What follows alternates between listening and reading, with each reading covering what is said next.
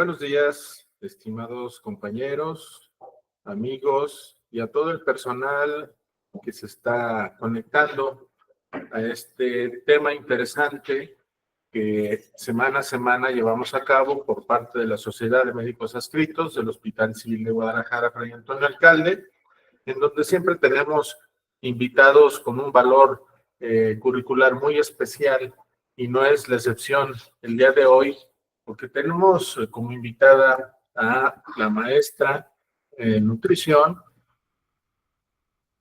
Leticia Guzmán Gurrola, quien nos trae un tema muy interesante, relativamente poco conocido, creo yo, por mucha de la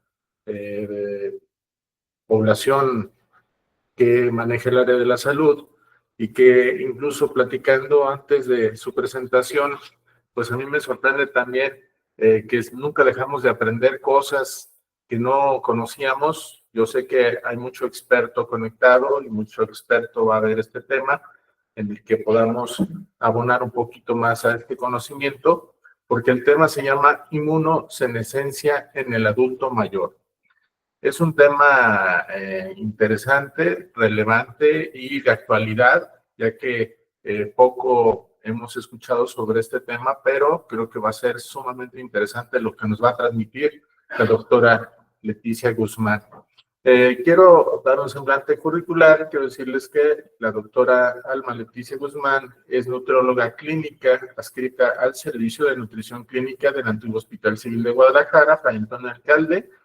Realizó su licenciatura en nutrición en la UNIVA, tiene maestría en nutrición clínica en la Universidad también del Valle de Atemajac, es profesora del Centro Universitario de Tlajomulco y, bueno, muchos otros cursos y preparaciones curriculares que tiene la doctora en su trayectoria, aunque ella es muy joven, tiene bastante conocimiento y sé que el conocimiento que nos va a transmitir es sumamente importante e interesante.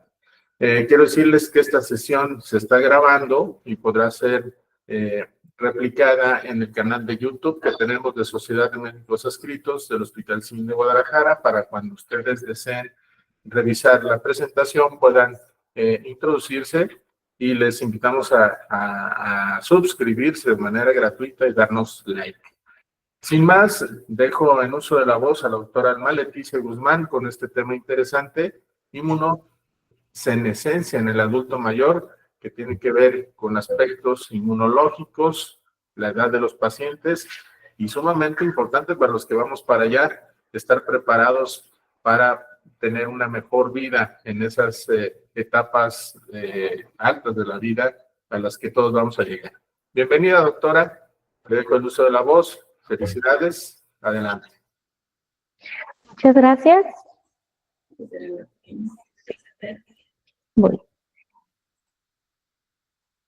Bueno, primero agradecer a la Sociedad Médica por la invitación y, bueno, también, como bien comentaba el doctor Sunjeki, es un tema a lo mejor poco conocido, pero vamos a ver que es de gran relevancia, sobre todo en este sector de la población, esta población vulnerable. Entonces, bueno, vamos a dar inicio con el tema. Primeramente, como bien lo define la Organización Mundial de la Salud, el envejecimiento es el resultado de la acumulación de una gran variedad de daños a nivel molecular, a nivel celular, que se van dando a través del tiempo. Esto obviamente va a generar en las personas un descenso gradual de las capacidades físicas y mentales. Esto va a hacer que las personas aumenten su riesgo de padecer alguna enfermedad y, pues, obviamente la muerte, ¿no? Que pues es un resultado que no es para nada esperado. Ahora, hay que también entender que el envejecimiento surge de manera distinta en cada persona. No es un proceso completamente lineal ni uniforme, sino que se va adaptando dependiendo al ambiente, a la genética y a otros aspectos ambientales o comórbidos, por ejemplo, también que van determinando cómo va a ser ese envejecimiento. El envejecimiento puede ser saludable y no saludable. Obviamente, nosotros tratamos de encaminar a los pacientes hacia el envejecimiento saludable, pero lo ideal es hacerlo desde etapas tempranas. También es importante mencionar que el envejecimiento tiene su afectación en las tres esferas, que es biológico, psicológico y social. Ya hablamos un poco de lo biológico, ¿no? O sea, cambios en las moléculas, cambios en las células, a nivel psicológico también, no es lo mismo, no pensamos igual, no sé, lo que pensamos hoy a lo que pensábamos hace 10 años, ¿no? Nuestras creencias se van limitando o se van agregando otro tipo de creencias a través del tiempo. Y a nivel social, obviamente, también hay un cambio, porque no es lo mismo una persona que es económicamente activa, que va a su trabajo, a una persona que ya está jubilada, ¿no? O sea, hay un impacto también en nivel económico. Como bien comentábamos, pues en el envejecimiento es un fenómeno biológico complejo, con diferentes afectaciones, ya decíamos que a nivel celular, y luego a nivel tisular, y después vamos a ver los cambios funcionales en los adultos mayores, que obviamente ahí ya estamos hablando cuando hay un daño funcional, ya hay un daño a nivel tisular, ¿no? De órganos y sistemas. Hay que entender también que el envejecimiento no solamente sucede en ciertas partes del cuerpo, ciertas células obedecen únicamente al envejecimiento, sino que es a nivel integral y pues obviamente el sistema inmunológico también se ve afectado por este tema. Ahora, también parte importante, digo, porque soy nutrióloga y sí quería con ustedes compartir un poco más sobre el tema nutricional, porque en el adulto mayor es fundamental establecer medidas desde que somos jóvenes hasta ya cuando tienen 80 años o arriba de 80 años, o sea, las estrategias deben de ser personalizadas. Pero volviendo al tema del envejecimiento, también hay que entender que la microbiota intestinal, que más adelante vamos a describir un poco de la importancia de la microbiota intestinal en el adulto mayor, pero también esta sufre cambios. Y bueno, o sea, para poder entrar en el tema de la inmunosenescencia, bueno, pues, ¿qué es, no? O sea, son todos aquellos cambios relacionados con la edad en las funciones inmunológicas. Obviamente, esto va a generar patogénesis, que lo podemos ver en enfermedades relacionadas con la edad, lo podemos ver en que los pacientes no tienen una buena respuesta a la vacunación, aumenta el riesgo de cáncer, aumenta el riesgo de enfermedades neurodegenerativas, autoinmunes, y bueno, como les decía, vamos a ir abordándolo más adelante, las enfermedades relacionadas con la edad. Pero es eso, es el declive de la función inmunológica, lo que sucede con la inmunosenescencia.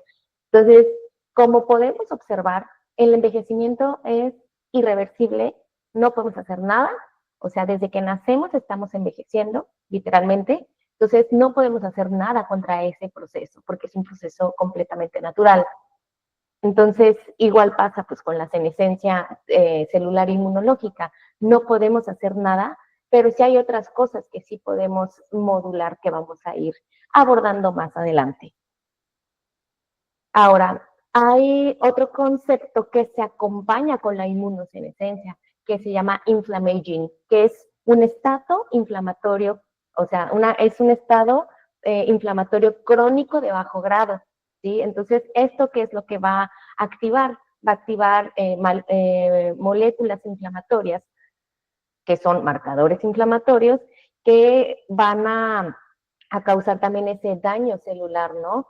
Se puede presentar también con presencia de radicales libres, por ejemplo, ¿no? Entonces, este tipo de inflamación crónica de bajo grado, pues va a generar un daño primero celular y después tisular, que es crónico, ¿no? Entonces, esta inflamación siempre la vamos a ver o la podemos ver más en mundos, ¿cómo se llama? En no son mundos, en países desarrollados, perdón. O sea, ahí es donde podemos observar un poco más este impacto de la inflamación. Ahora, en esta imagen podemos ver lo de la inmunosenescencia. Podemos ver que primeramente hay una involución tímica. Primero pasa que la médula ósea puede seguir generando las células inmunológicas, pero hay que recordar que gran parte de la inmunidad se da por las células T, y estas necesitan salir de la médula ósea e irse al timo. En el timo necesita la maduración para poder ejercer la función inmunológica específica. Entonces, ¿qué es lo que pasa con el envejecimiento? Pues hay una involución en este órgano tan importante para el sistema inmunológico.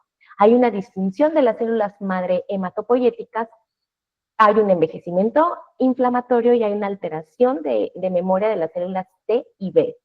También esto en conjunto con la senescencia o la incapacidad de producir la cantidad de células inmunológicas que necesita el adulto mayor, más las que se producen tal vez ya no ejercen su acción de manera eficiente, más la inflamación, pues obviamente va a generar células senescentes con respuestas alteradas a los antígenos. Y también entender que hay cambios metabólicos con la inmunosenescencia. ¿Cómo lo podemos ver? Bueno, pues son disfunciones mitocondriales. Hay que entender que en ese nivel celular es donde está toda la energética más importante de la célula. Entonces, hay cambios epigenéticos y genómicos que van a alterar una respuesta al estrés y podemos encontrar en los pacientes respuestas metabólicas como hiperglucemia. Entonces, hay mucho que estudiar aquí en este sentido. Ahora, esto, pues, digo, no soy inmunóloga, ¿no? Pero claro que me gusta darle una pequeña introducción para poder entender qué es lo que pasa en esta población vulnerable. Para recordar, la inmunidad innata es la primera línea de defensa del huésped contra los invasores. La activación de la respuesta inmune innata se basa principalmente por los receptores de reconocimiento de patrones. También, bueno, es una respuesta inmunológica, digamos que no tan específica, es una respuesta inmunológica más rápida, pero obviamente este es el tipo de inmunidad que pues es como para algo rápido, ¿no? O sea, es para poder atacar virus o infecciones de manera rápida, pero no siempre es la más específica o a veces la más eficiente. ¿Qué sucede en el adulto mayor? Pues hay alteraciones de las células dendríticas que primeramente va a haber alteración en sus funciones, no va a tener la misma capacidad de fagocitar o de producir citoquinas, también no va a tener esa capacidad para preparar las células y pues para poder captar antígenos. A nivel de monocitos y macrófagos, de igual manera, no va a haber la misma capacidad de fagocitar, de generar citoquinas, y todo esto pues va a generar una respuesta lenta, alterada o disminuida al antígeno. Y también, por último, el deterioro de los neutrófilos va a generar lo más importante, que es la quimiotaxis y la producción de especies reactivas de oxígeno. Entonces, ¿qué es lo que vamos a ver? O sea, vamos a ver que el paciente tiene mayor riesgo de infección. ¿Qué sucede con la inmunidad adaptativa? Hay que entender que esta inmunidad pues requiere tiempo y activación para su proliferación porque es más específica, digamos que es más especializada debido a que reconoce antígenos específicos mediante un repertorio diverso de linfocitos T y B, que ya vimos que son los que más se afectan con la senescencia inmunológica en el adulto mayor. Entonces, vemos que hay alteraciones celulares en este grupo celular, hay alteración de la función y también no hay la suficiente cantidad de células T vírgenes. Las células B, ¿qué es lo que pasa? Disminuye el nivel plasmático de este tipo de células, tanto disminuye la cantidad de médula ósea y también va a disminuir la cantidad a nivel periférico. Entonces, obviamente va a tener una disminución de anticuerpos y no va a ser eficiente una inmunización o una vacunación en el adulto mayor. También hay un deterioro de la producción de IgG, que hay que entender que esta inmunoglobulina es pues la más abundante, ¿no? Es el 70 al 80% de la inmunidad y es la responsable de la memoria inmunológica. O sea, vean qué importante, ¿no? Es esta inmunoglobulina y pues es sumamente importante también para la defensa frente a infecciones y esto va a generar menor diversidad de anticuerpos. Aquí en esta imagen pues podemos ver de manera muy, muy general lo que les acabo de comentar, ¿sí? Del lado izquierdo podemos ver los cambios a nivel del timo, ¿no? Y cómo se va a ver alterada las producciones de interleucinas, las antiinflamatorias sobre todo, y del lado derecho pues vamos a ver la disfunción de las células B y T. Pero, como les comentaba, cada vez que buscamos más en este tema, vemos más este concepto del inflammaging, que, bueno, aumenta la disfunción tisular, aumenta la proteína C reactiva, la interleucina 6, y aumenta la inflamación a nivel sistémico, ¿sí? Como bien les comentaba, es una inflamación crónica de bajo grado. Ahora, ¿qué sucede con las enfermedades relacionadas con la edad? La vamos a ir revisando. Primeramente, es que como de forma muy general, entender que el adulto mayor no solamente tiene mayor riesgo de infección porque está viejito, es lo que escuchamos, ¿no? Normalmente, está viejito, es normal que tenga infecciones seguido, pero no estamos analizando el por qué y por qué a un adulto mayor, que digamos, o dos adultos mayores que tienen la misma edad, por qué a alguien no le hace efecto la vacunación y por qué a alguien se puede proteger y, digamos, no aumenta su riesgo de infección. Entonces, hay muchas cosas que podemos nosotros analizar a fondo con este tema. Entonces, sí, pues este grupo de edad, digamos, es más vulnerable a aumentar el riesgo de morbilidad y de mortalidad por las infecciones. La obesidad y la diabetes mellitus, pues obviamente es obesidad, es una inflamación crónica también de bajo grado, y la diabetes mellitus, bueno, toda la disfunción metabólica que genera, ¿no? Entonces, esta combinación también puede, digamos, deteriorar las funciones inmunológicas. Entonces, obviamente, esto se va a ver reflejado en que aumenta la inflamación, porque aumentan las adipoquinas, y toda la cuestión inflamatoria, pues se genera a nivel sistémico, ¿no? No es solamente que podamos ver al paciente de, pues nomás tiene la glucosa elevada, ¿no? O sea, es muchísimo más complejo que eso. En enfermedad de aterosclerosis, la inflamación generada por, o relacionada también con la edad, va a reclutar citoquinas proinflamatorias y células inmunes. Y esto va a generar placas que van a generar enfermedades cardiovasculares, lo que bien conocemos como disfunción endotelial, ¿no? O sea, ya sabemos que es sumamente complicado. A ver, listo. En la enfermedad de Alzheimer, obviamente, pues hay un aumento del envejecimiento cerebral cuando hay inflamación. Sabemos que la neuroinflamación va a también generar la permeabilidad de la barrera hematoencefálica, y esto pues va a dar acceso a citoquinas inflamatorias y va a aumentar el riesgo de enfermedad de Alzheimer por la producción del péptido beta amiloide. Entonces es importante poner atención en ese sentido. En enfermedad como cáncer, pues existen mecanismos alterados. Sabemos que un sistema inmunológico, digamos, no tan fortalecido, por así decirlo, de esa forma, pues aumentar el riesgo de cáncer. Y para que exista cáncer tiene que haber previamente también, en algunos tipos, inflamación. Por ejemplo, en enfermedad inflamatoria intestinal, pues va a generar un cáncer colorectal, ¿no? O sea, aumenta el riesgo. En hepatitis, pues aumenta el riesgo de cáncer hepatocelular, y el tabaquismo, pues aumenta el riesgo de cáncer de pulmón.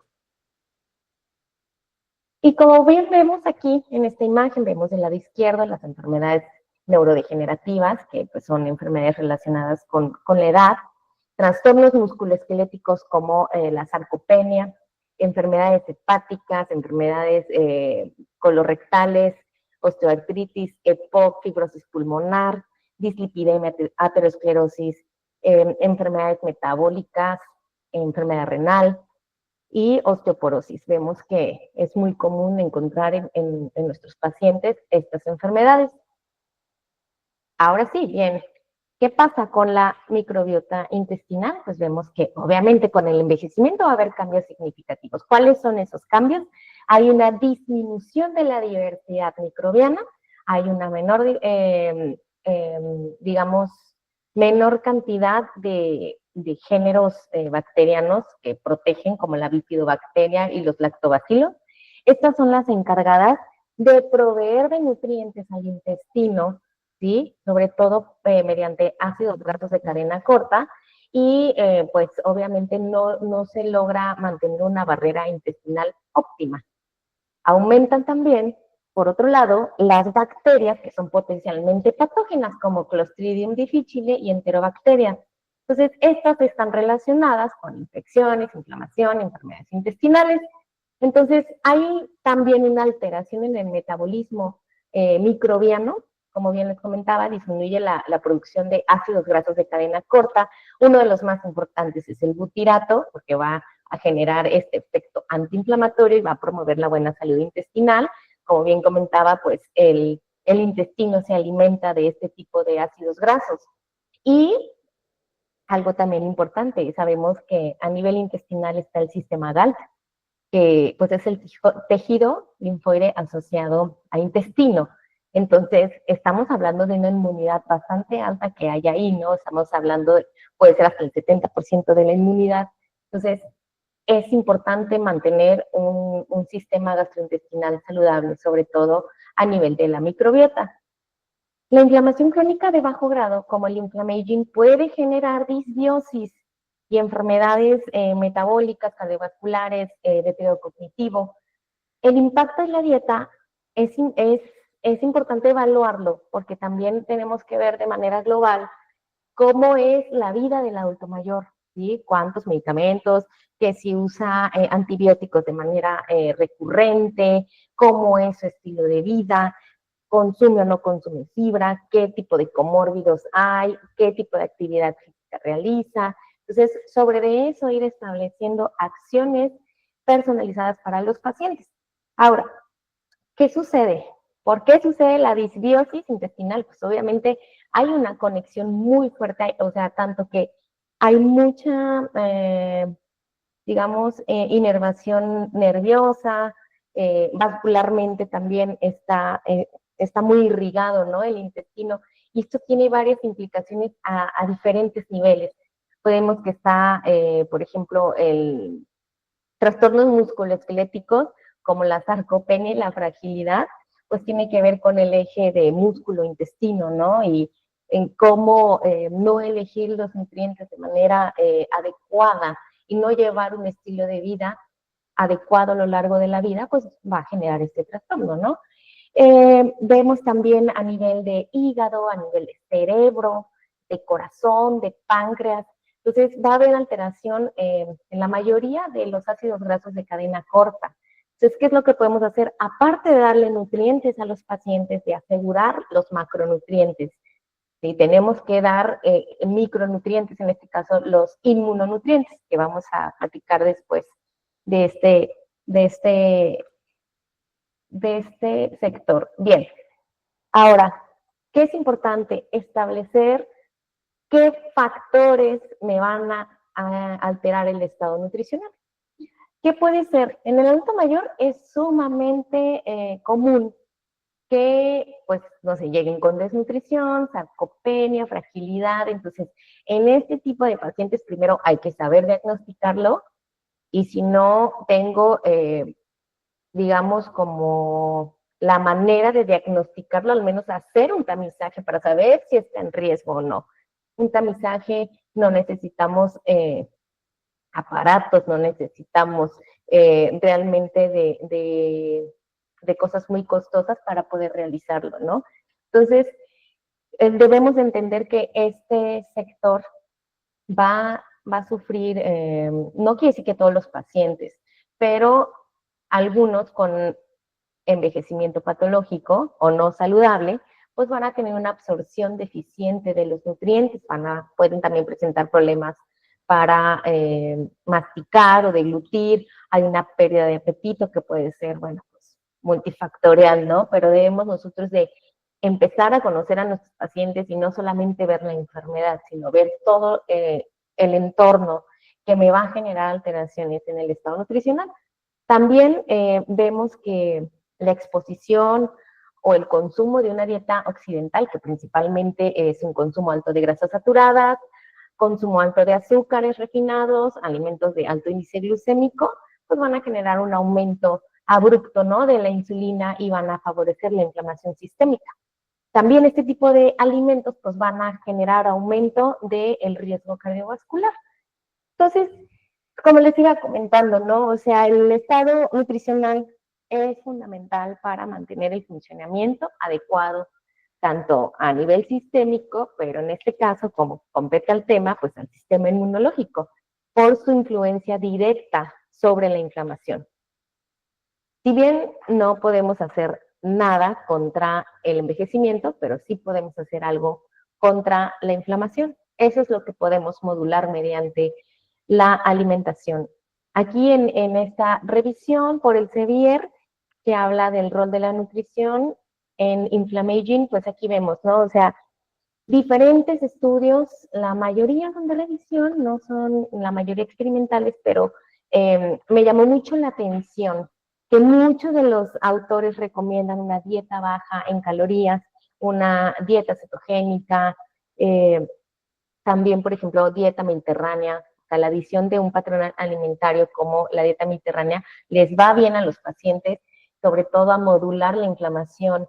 Nada más que yo les diría, sí, está bien, lo podemos aplicar, pero hay que determinar qué pacientes sí se benefician, ¿no? También incluso habla aquí del ayuno intermitente.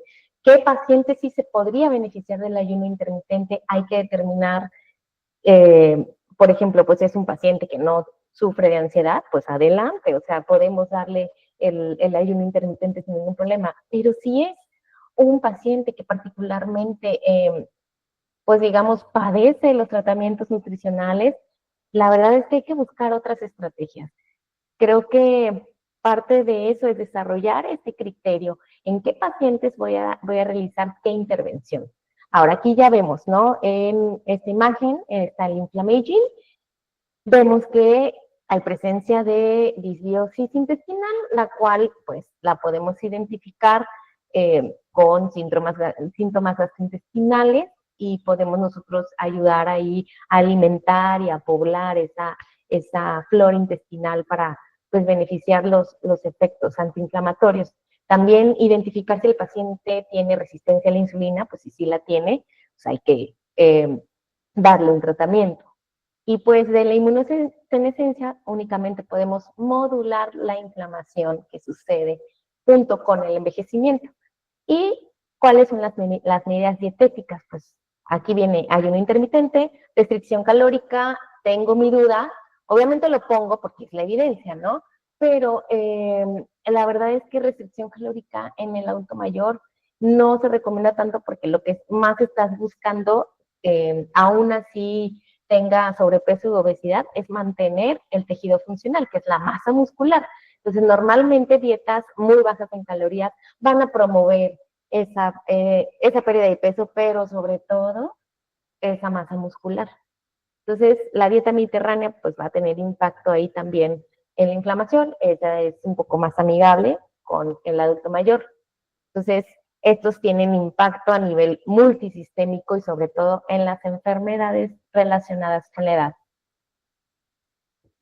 Como bien comentaba, pues la dieta mediterránea ha sido estudiada durante muchísimo tiempo y tiene múltiples beneficios en diferentes enfermedades, ¿no? Tanto porque mejora la salud cardiovascular, en el adulto mayor, pues disminuye el riesgo de deterioro cognitivo porque aumenta el volumen cerebral, hay una disminución de la fragilidad y obviamente lo más importante es que mejora la respuesta inmunológica, sobre todo la respuesta inmunológica innata, ¿sí? Eso es lo que se ha visto.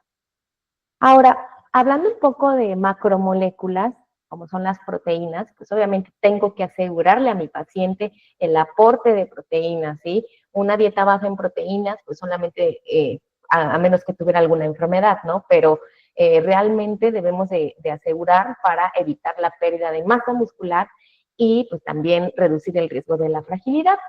Esto también es importante decirlo, pues hay que dar proteínas, pero sobre todo, pues hay que dar una indicación terapéutica de ejercicio, porque pues sí, puedo dar 1.5 gramos de proteína, 2 gramos de proteína por kilogramo de peso, pero pues si el paciente no se mueve, pues realmente no voy a obtener el beneficio real.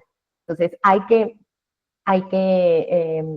indicarle ejercicio a los pacientes para que pueda haber un mayor beneficio a nivel muscular, ¿sí? Hay que estimular sobre todo los ejercicios de fuerza, ¿no? Que generan esa ruptura de las fibras musculares y esa reparación que puede surgir 24, 48 horas, aún después de haber hecho el ejercicio, se siguen reparando, sobre todo los grupos musculares grandes, ¿no? Entonces, me sigue exigiendo calorías, me sigue exigiendo proteínas para la reparación, pero se las estoy dando al paciente y está obteniendo un beneficio. Esa reparación va a hacer que después el paciente tenga como un efecto protector ante cualquier injuria, ¿no? O ante cualquier evento adverso que pueda suceder. Entonces, hay que ajustar o aumentar, por ejemplo, en desnutrición, en sarcopenia, en fragilidad, en úlcera por presión, que pues son enfermedades o síndromes sumamente prevalentes en nuestra población. ¿Dónde hay que ajustar las proteínas? Bueno, pues cuando el paciente tiene una enfermedad renal, ¿no? Sobre todo que estén bajo un tratamiento conservador, pues ahí sí ajustamos las proteínas de acuerdo a la tasa de filtrado o a la albuminuria. Entonces, ¿qué tipo de proteínas, por otro lado, podemos recomendar? La cisteína es bastante buena para el efecto, digamos así, inflamatorio, porque va a neutralizar las especies reactivas de oxígeno, va a inhibir la cascada inflamatoria y va a aumentar la síntesis de glucagón. La cisteína la podemos encontrar en alimentos de origen animal. Entonces, es importante que no descartemos siempre las proteínas de origen animal, porque hay como una corriente o hay una ola de desinformación que solamente las proteínas vegetales son las que mejor vamos a metabolizar, que no generan, no sé, inflamación, y es completamente erróneo. Creo que podemos mezclar tanto proteínas vegetales y animales y no hay ningún problema. Ahora, el consumo de proteínas va a aumentar enzimas antioxidantes como el superóxido dismutasa, la catalasa y el glutatión peroxidasa, que van a modular bastante bien la inflamación. Ahora, ¿qué sucede con los carbohidratos y con la fibra? Bueno, primeramente hay que recomendar los alimentos de bajo índice glucémico, porque, bueno, van a reducir marcadores inflamatorios como proteína C reactiva, el inhibidor, perdón, del activador de plasminógeno 1, la interleucina 6 y el TNF-alfa. Es importante que también no solamente veamos el control glucémico, es importante llevar un buen control glucémico, pero hay que entender qué impacto tienen estos carbohidratos, ¿no? No es solamente a nivel de las células beta y la generación de la insulina, sino que va más allá esta recomendación. Este tipo de carbohidratos van a ejercer un efecto antiaterogénico. También sabemos que van a regular la expresión de los genes, sobre todo de la ciclooxigenasa 2 y la oxidonitricosintasa. El aporte, por lo general, tiene que ser 45 al 60% de nuestra dieta debe de ser de hidratos de carbono. Por lo tanto, también que ustedes vean aportes menores, la verdad no se ven beneficiados los pacientes. El aporte de fibra es sumamente importante, de 25 a 38 gramos al día es lo recomendable. Sin embargo, las guías ESPEN de adulto mayor nos hablan sobre 30 gramos al día, es lo mínimo que debemos de aportarle a los pacientes.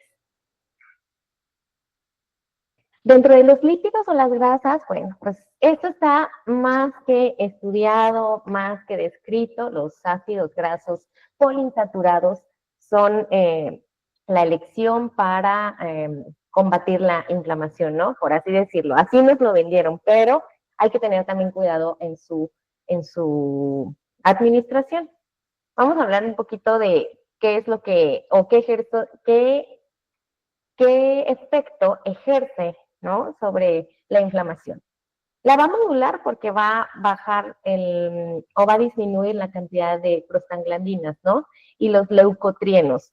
Eso es importante que lo entendamos porque esto va a tener efecto en disminución de interleucinas proinflamatorias como la 1 beta, la interleucina 6, el TNF-alfa, y va a aumentar la producción de una citoquina antiinflamatoria, que es la interleucina 10. Entonces, va a tener también un impacto, los ácidos grasos omega 3, sobre todo a nivel de los linfocitos T, ¿sí? Va a generar mayor respuesta o mejorar la respuesta de las T reguladoras.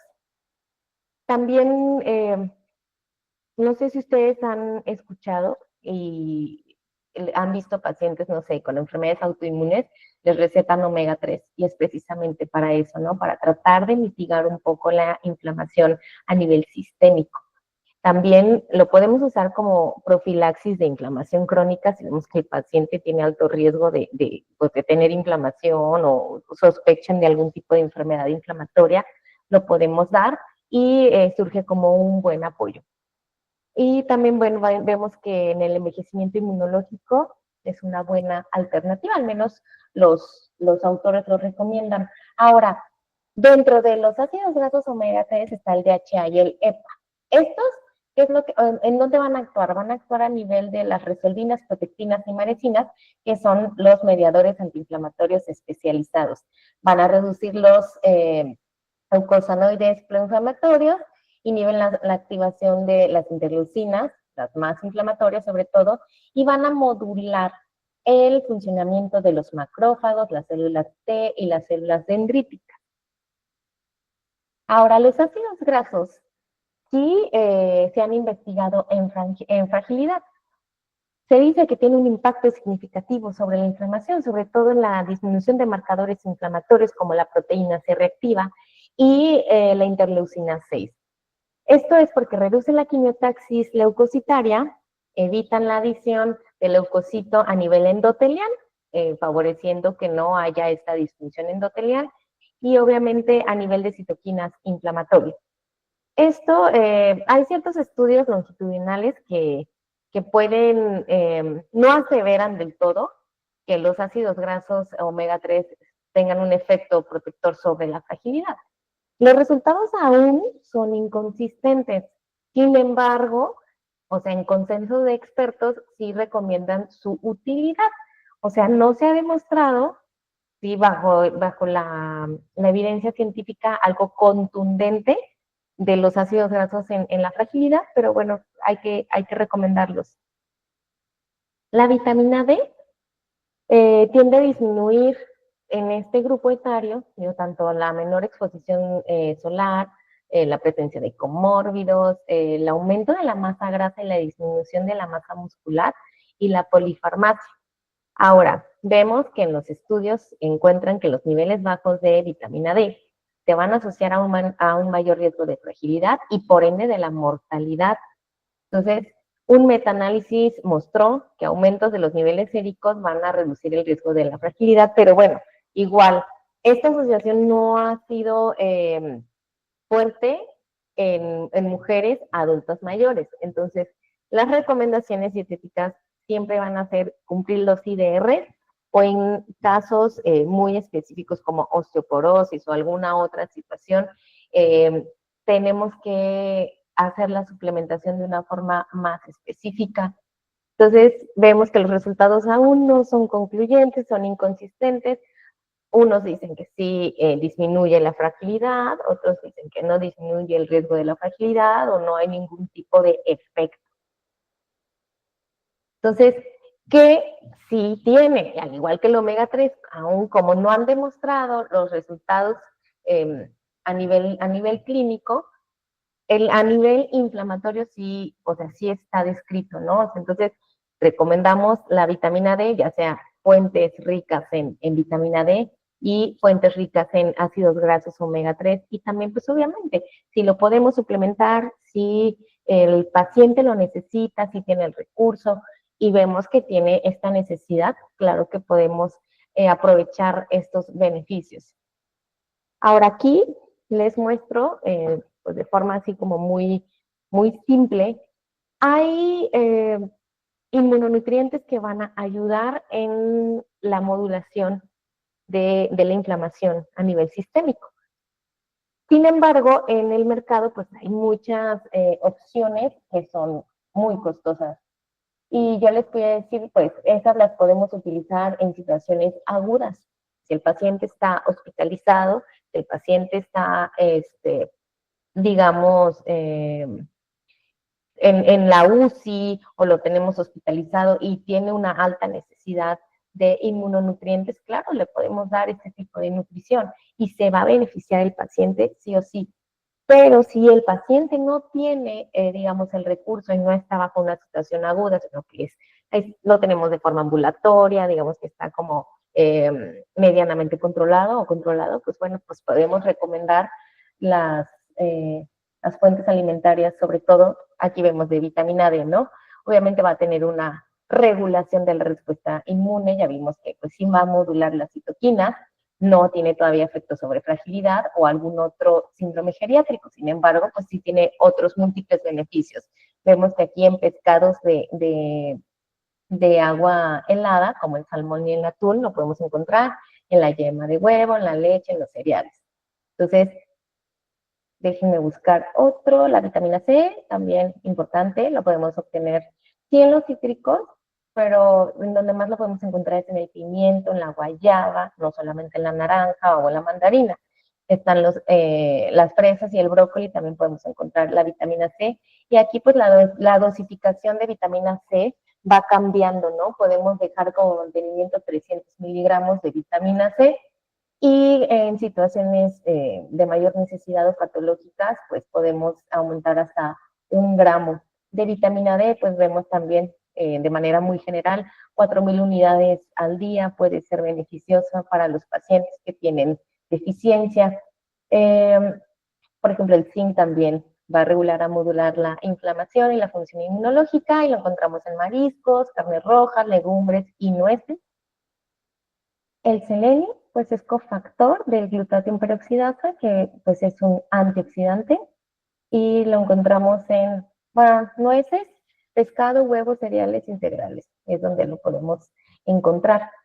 Los polifenoles como el resveratrol, los flavonoides, la curcumina, este tiene una potente acción antioxidante y también genera inmunomodulación. También importante, los polifenoles sí están descritos y tienen evidencia científica, sobre todo en deterioro cognitivo, o sea, para disminuir el riesgo de deterioro cognitivo, también disminuye el riesgo de enfermedades, obviamente, neurodegenerativas. Entonces, sí es importante ver que podemos agregar este tipo de alimentos, ¿no? Las frutas rojas, el té verde, la cúrcuma, el cacao, vino tinto, ojo, vino tinto, no más de 2 copas, porque ya después de 3 copas, pues aumenta el riesgo también de deterioro cognitivo por el alcohol, y hay múltiples estudios que mencionan una cantidad al día, ¿no? No rebasarla, porque pues ya el efecto antiinflamatorio se pierde. Uvas y la cebolla morada. Y así pudiéramos ir también con el omega 3. El omega 3 ya vimos que es un antiinflamatorio, ya vimos en dónde lo podemos encontrar, pero aquí la suplementación puede ser de 1 gramo al día y pues situaciones como más específicas, 2 gramos, hay otros que mencionan hasta 3 gramos, pero con 1 gramo al día que consumamos de omega 3, ya sea por medio de suplementación o por la alimentación, es más que suficiente. Entonces es importante poder ver, estas son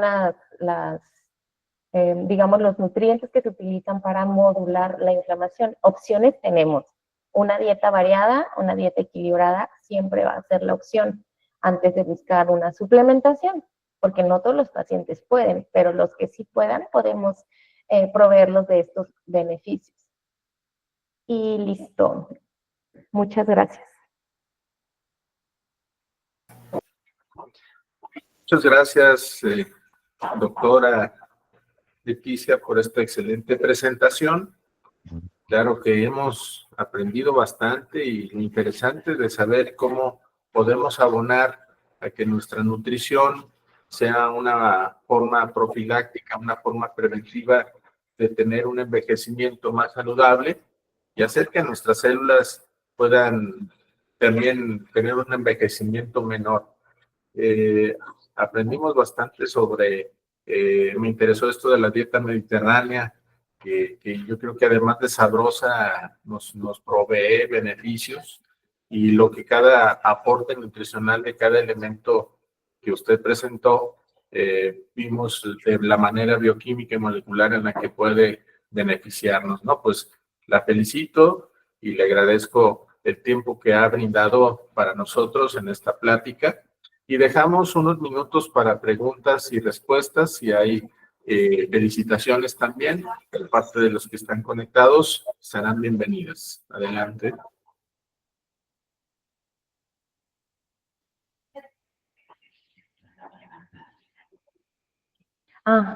Daniel, a ver, levantó la mano. Daniel Navarro, adelante, Daniel. Licenciada, según su plática, ¿es inmunomodulación, inmunoadaptación o inmunodeterioro en pacientes de la tercera edad? La inmunosenescencia es también como parte del envejecimiento celular a nivel inmunológico, ¿no? Y va a tener impacto en la función y en la producción de células inmunológicas.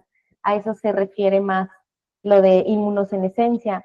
Ahora, con los nutrientes que tratamos de hacer, pues generar esta modulación de la inflamación. O sea, la inflamación va a seguir y es como casi imposible no tener inflamación, ¿no? O sea, incluso a veces el mismo sistema inmunológico requiere de esta activación de la inflamación para avisar que algo está sucediendo, ¿no? Es como algo necesario, pero obviamente lo que buscamos es que no sea una inflamación crónica o una inflamación que pueda generar un daño tisular. Entonces, con la nutrición tratamos de que esa inflamación no tenga implicaciones más graves, ¿no? ¿Alguna pregunta más?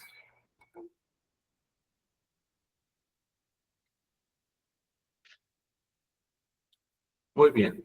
Pues aquí les dejo un mensaje sobre el canal de YouTube Sociedad de Médicos Adscritos, Hospital Civil de Guadalajara, Fray Antonio Alcalde, y el link en donde se pueden conectar para volver a revisar esta plática en el canal de YouTube, al cual invitamos a suscribirse de manera gratuita y darnos like.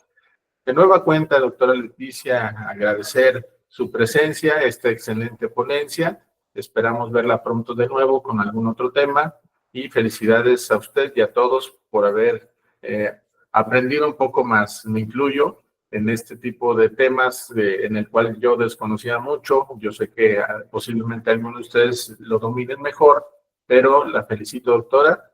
Le mandamos un abrazo y será bienvenida de nueva cuenta.